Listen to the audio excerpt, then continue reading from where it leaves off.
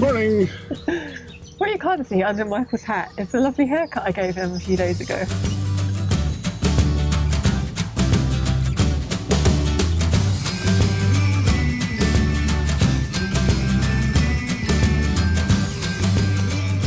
Now you can see it. It's not bad, is it? Not bad at all.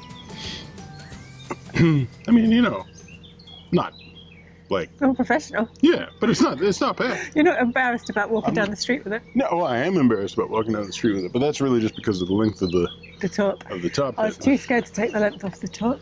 Yeah, well, and we don't have scissors, and we just bought a pair of what are actually beard trimmers to do it. And the longest they do is 20 millimeters. Yeah, which would be like way too short. I think it'd be just a bit spiky. Yeah, it'd be like poof. So if I did that, it'd look good in about 3 or 4 weeks. Yeah. But we don't have 3 or 4 weeks. So. And Michael won't do my hair, so. No. Apparently barbershops are opening up around the 4th of July, though. Oh, okay. Yeah. So somewhere around November, we should be thinking about getting a haircut. We were going to move 2 days ago, but it was raining for 2 days. But it's not raining today. No. No, it's not raining today. It's scheduled. Suppose scheduled's the wrong word. Forecast. It's predicted to rain tomorrow. Then there's 2 days of no rain. And then on my phone, at least, it shows 4 days of lightning bolts. So we don't want to be on the Trent then. But we can't get to the Trent at the moment, we don't think, because apparently there's a tree down in Drakeholes. Yeah. And it's Saturday today, so we can't really phone anyone about it. No. The odds are the tree will be taken care of before we arrive, because we're at least a couple of days from Drakeholes. We could get to Drakeholes today if we pushed. It's yeah. like 4 hours away. Well, that depends on the amount of weed down there. Yeah. We have had reports of weed between Retford and the Hot Pole Pub, which is a local place where there is you can pay for mooring there, and there's a water point and stuff. And it's quite a nice little pub, apparently. When it's open. It's not that far away. So if we can't get that far, we'll find out soon. But 2 boats came through yesterday, so we're not too worried about it. I don't know if you know this story, but back in, I don't know when it was, maybe the 60s or the 70s or something, some British Waterways people were doing some maintenance along this section of the canal. I think it was here, and it must have been here. They found this thing at the bottom of the canal, and they pulled it out. And then they went for lunch, and they came back, and all the water was gone because the thing they pulled out was a plug. And so the whole of this section from that lock to that lock drained into the River Idle. I haven't heard that story, but I have a weird... I'd want verification. It's on the Canal and River Trust website, and there's a picture. It makes sense that there's a plug in any given sort of longer especially one that goes over, that goes over. It does make some sense, but at the same time, I don't know. I guess I would say that it shocks me to think that anybody wouldn't know not to look for one. Just go, I'm going to pull. Because if you pull that thing out, it's not like it's going to be subtle, right? There's going to be a gurgling and then a big whirlpool. Yeah. Well, I mean, I can't imagine that there was anybody there who's just like, well, my contract says it's lunchtime. The fact that this thing is circling doesn't matter, There's George just leaving home. Could happen. Oh yes. I'm going to lose him to another dog. There's a picture on the Canal and River Trust. I'll link it below and I'll show you. Yeah, fair enough. So we're doing our usual thing when we leave this mooring. We are going down to the fire station mooring, going to Aldi and Asda, or Aldi or Asda, one or the other or both. I don't know what you're planning to do. Probably just the Asda. It's funny though, she says we're doing the normal thing we do, and I was like, you mean rambling on? Just prattering about nothing. But this time, instead of turning around at the winding hole and coming back, we are carrying on, which is very exciting. Yeah, it's going to be the first time once we pass the turning point, just past the bridge, past the fire station, everybody keep that in mind. Once we pass that turning point, we're on the first bit of the canal that we haven't seen since the 22nd of March. Yeah. Near Retford, so 3 months. 3 months. 3 months. 3 long months. But like we keep saying, we were going to get stuck anywhere. This is the place to do it. Yeah, a blooming good place to get stuck. Yeah. In other news, we got back to Retford a few days ago, and we were most excited about possibly fishing George's ball out of the River Idle. Ah, yes. It's not there anymore. No, the rains recently took the River Idle up by at least a good 4 inches. So the ball is probably out to sea by now. It was caught on some weeds, and the weeds are no longer there. So I don't know if they cleared them out or the rain cleared them out. No, they're there. They're there. They're just below the water now. So unless the ball was dragged down to a horrible, horrible doom, it's somewhere out on the North Sea at the moment. Well, no, we're hopeful because the Chesterfield Canal goes along the same route as the Idle, more or less. So there's other places where we can see the Idle. So back in West Stockworth, we can have a look for it. Or when we're out on the Trent, we might find it. But I'm thinking North Sea. Anyway, time to go. Yeah. That way.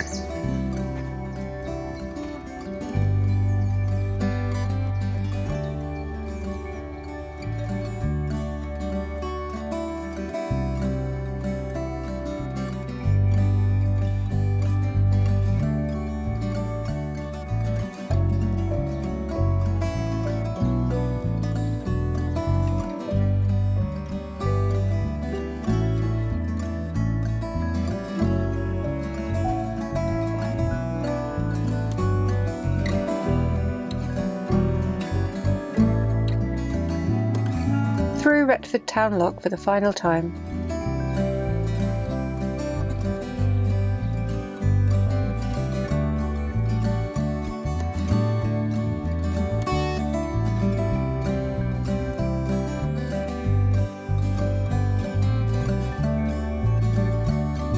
We moor up outside the fire station and Michael takes a trip down the weed hatch to clear the prop. Not the best start to the day.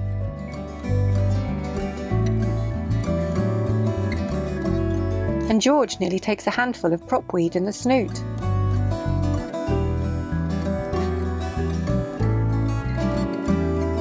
Once the galley has been fully restocked with groceries, it's time to head out of Retford for the final time. Goodbye to Retford. There's Retford town lock. Bye-bye. You've been a good home for an entire epidemic, really. Well, the beginning of a pandemic. At least the lockdown portion. Thanks for that.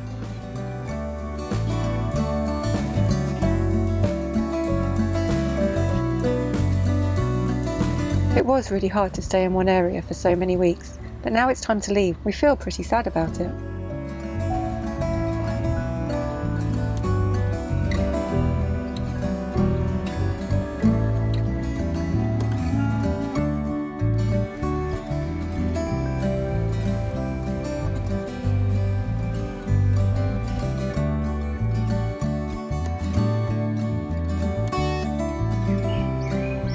Haven't been past that point since March. It's nice to be in new territory. It's old territory that we've been to before, but we haven't been to in a while.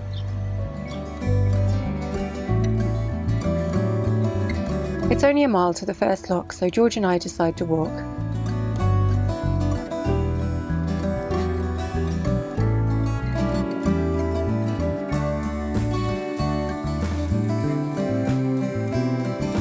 More filamentous algae. Oh good.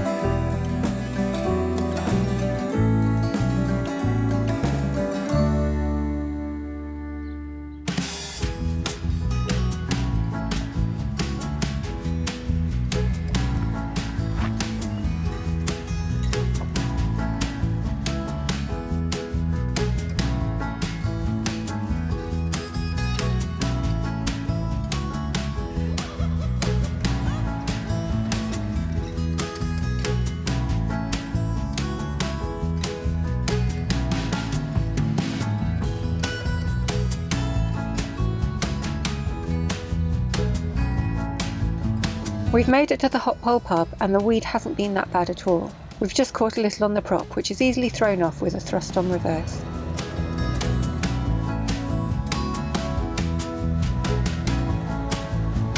There is a water point at the pub and moorings with an electric hookup for a fee, but obviously the pub's still shut at the moment.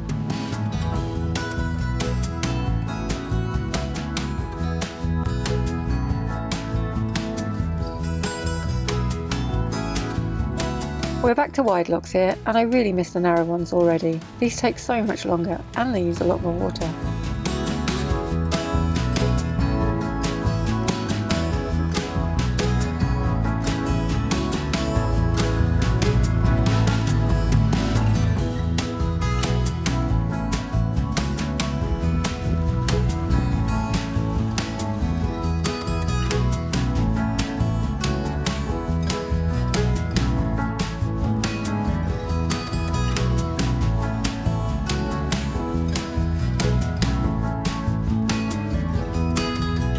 George and I decide to join Michael on the back of the boat as we won't be passing through any more locks today.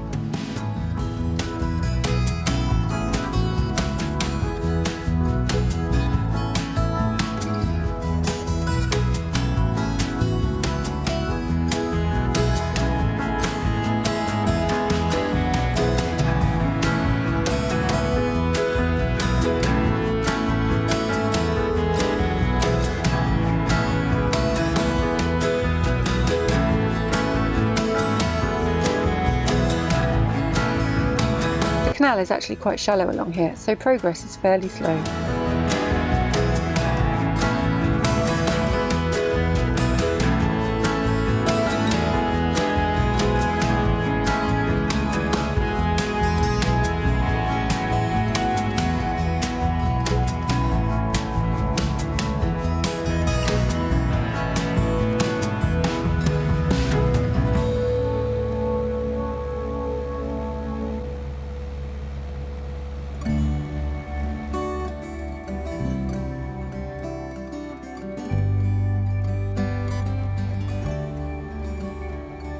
Here's the spot we moored at in Clarborough the day before lockdown back in March. It's right outside the Gate Inn pub.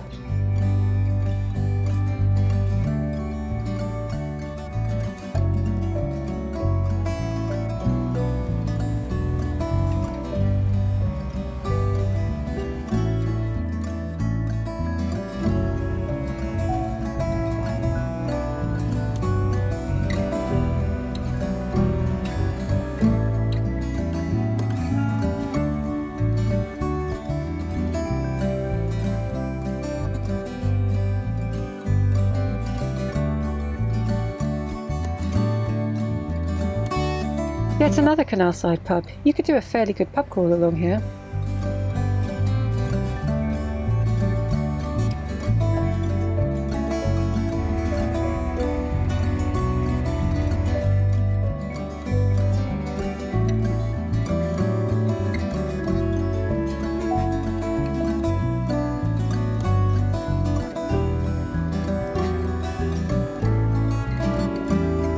We don't usually eat on the move, but Michael bought a pizza base this morning, so we treat ourselves to some pizza for lunch as we cruise. Goodness, it's pretty narrow along here. It's a good job there's no other boats about.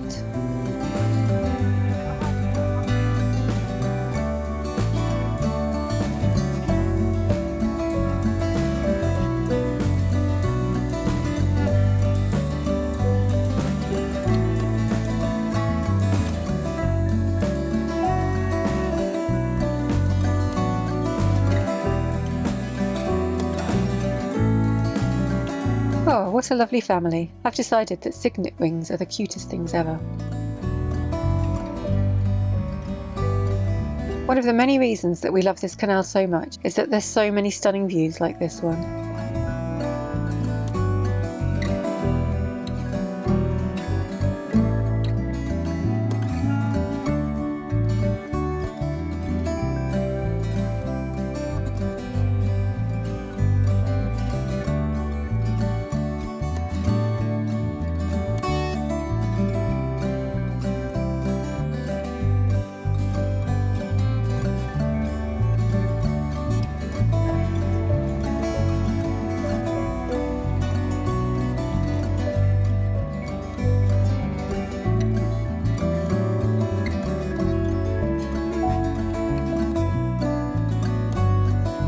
Here we arrive at the beginning of the Retford and Worksop Boat Club moorings.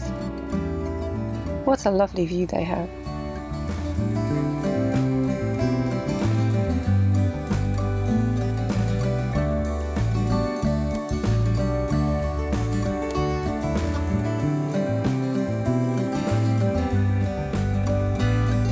We pull up at the service point to use the facilities. It's such a friendly club. For the whole time that the water tank is filling, we chat to some of the residents.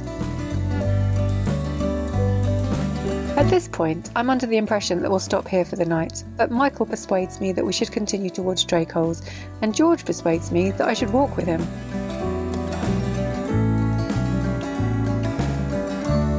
George!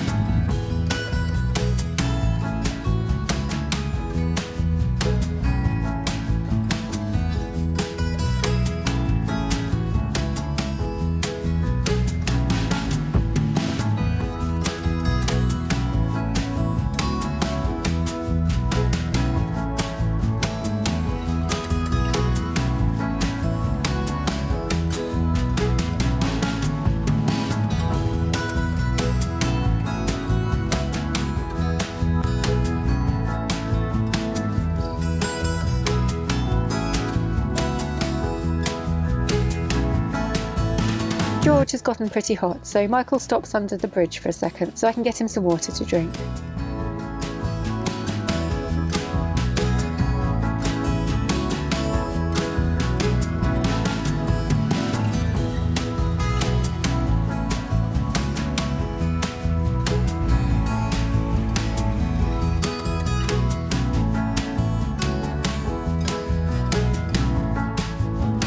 We still don't know if we'll be able to get onto the visitor moorings at Drakeholes. The Canal and River Trust notice about the tree doesn't make it clear which side of the moorings the obstruction's on.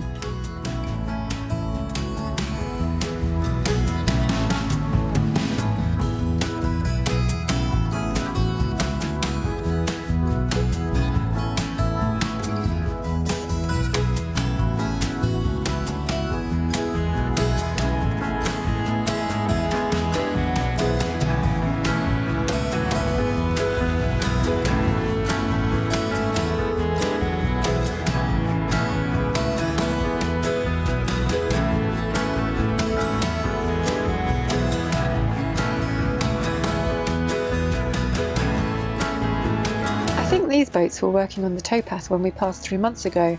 I wonder if the work got suspended for lockdown.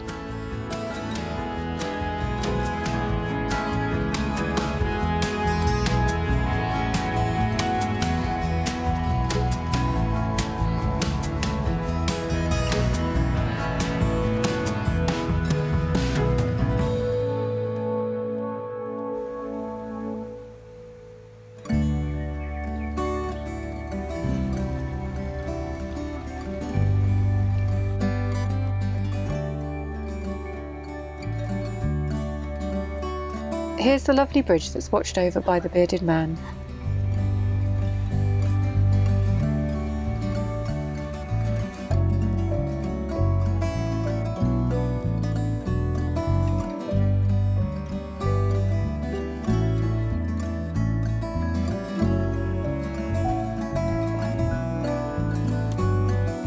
We managed to get to Drakehole moorings and there hasn't been any sign of a fallen tree. It's quite a hive of activity, but the inflatable boats kindly make room for us. There's a 90-degree bend on these moorings and we choose the spot after the turn.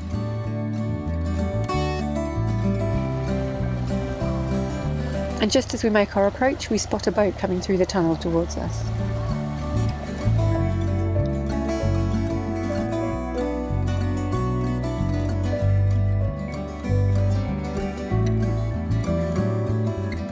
As you can tell from that sign over there, we're at Drakeholes. It was quite. As you can tell from that tunnel back there, we're at Drakeholes. It was quite a hectic arrival. There's a Canal and River Trust notice up that says there's a tree down on the Drakeholes mooring, which is where we are. There is no tree down. No, and as we got here, a boat came through and they said that there's no tree down on the other side. Yeah. So we're not really sure what that was all about. No, but as we arrived, there's 3 inflatable craft enjoying the water with numerous kids and adults. One adult had just crawled out of the canal because he fell in.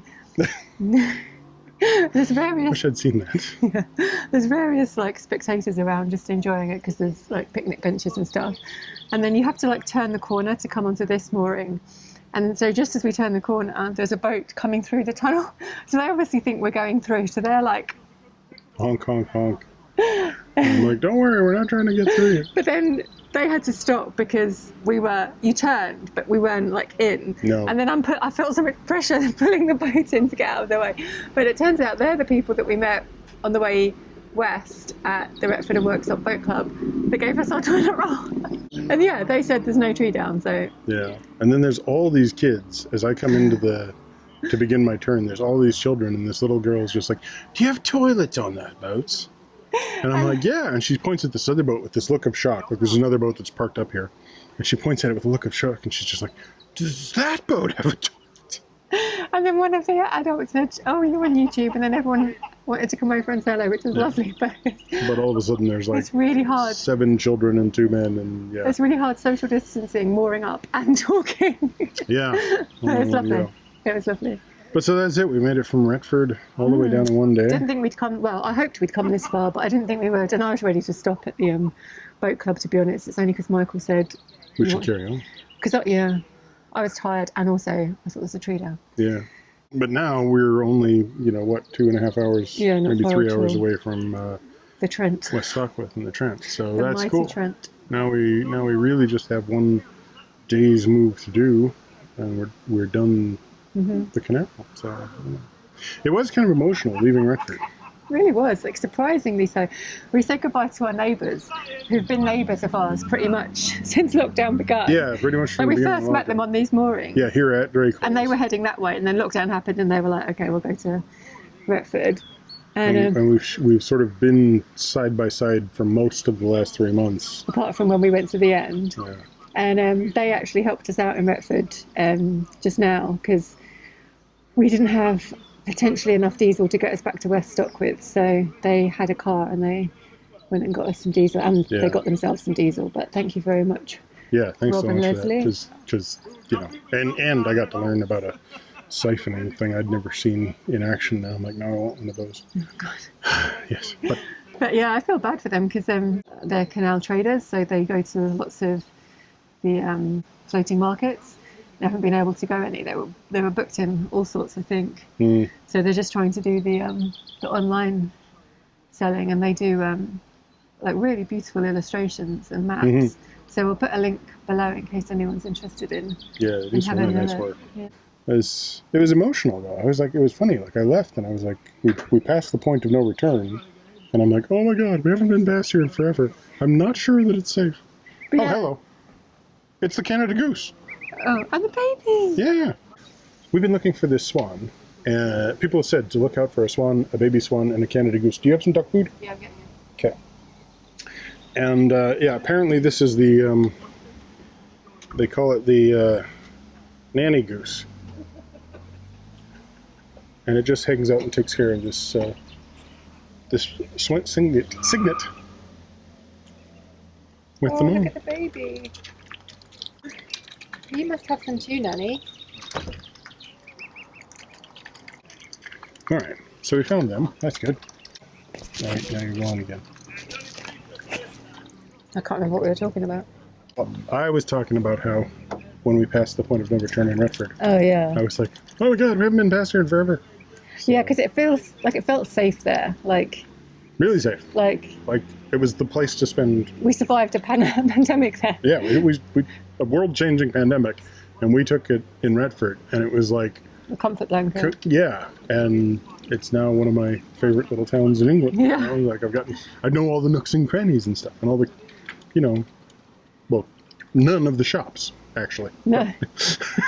It's just the candy shop and the Asda and Aldi. Yeah, lovely candy shop. If you go into Retford, stop at the Aldi, walk up the corner of the pedestrian area, find yourself the little candy and milkshake shop, and get yourself a milkshake and or some candy. Because it's a nice little business. I really liked it there. Yeah. Yeah. Yeah, it's just been such a lovely day. I mean, it's 4 o'clock now. It's been a long day. We haven't had a cruise like this for God knows how long. Yeah, I know. But it's just really lifted my spirits. The sun's shining. Apart from like 5 minutes when it started raining on us. Yeah, but that was only 5 minutes. Made you some pizza on the back. That It's was just really good. nice. It had capers on it. Yeah, so I think that's it for today. Yeah. And tomorrow, next video, we'll be making our way all the way down. So get a little bit of rest. Say hello to these geese a little more. Well, one swan.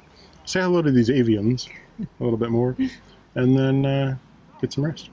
So thanks for watching. Give us a thumbs up, comment down below, subscribe if you haven't already, and hit that bell if you want to get notifications.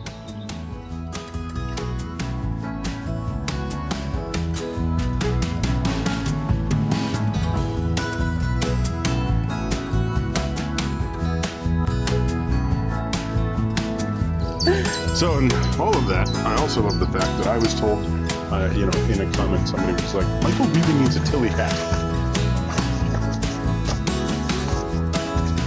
Tilly. This is a Tilly hat. I got me a Tilly hat. I don't have no fake Tilly hat. No knockoff Tilly hat yet. You bought that 3 years ago, and we first had it in Kingston, and you'd had it like a week, and then we went to the shopping centre in Kingston, you left it. I know. You know the funny thing? You got it back. Yeah, I got it back. But you know the funny thing? In 45 years of life, I've owned 4 hats since I was a teenager. No. Yeah. Since I was playing baseball as a teenager. They were all toes. Right? Because this head doesn't fit any other hat. So the head barely fits that hat. Yeah, exactly. It's like you have to go to the specialist to get my head fit into the hat. This is why I drove around half of India with a helmet that only fit on the top portion of my skull. This is why I walked around half of India looking for a helmet that would fit on the skull. And we didn't find one, did we? Or in Nepal, or in Bali. Yeah. Really need to think about that. Right. So there's a business idea for people. Fold up travel helmets. Anyway.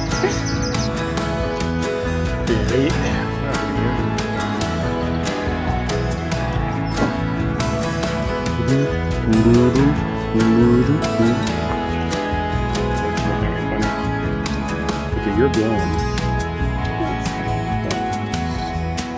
So heavy. So as you can tell from that thing up there, I can't point there. Behind your head. There.